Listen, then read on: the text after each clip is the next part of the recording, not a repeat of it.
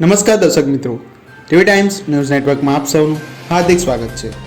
વલસાડ શહેરમાં હવે આડેધડ રસ્તા ઉપર કરેલા પાર્કિંગ સામે નગરપાલિકા અને પોલીસે લાલાક કરી છે। વલસાડ શહેરમાં આડેધડ પાર્કિંગ કરેલા વાહનો હવેથી ડિટેઇન કરવામાં આવશે।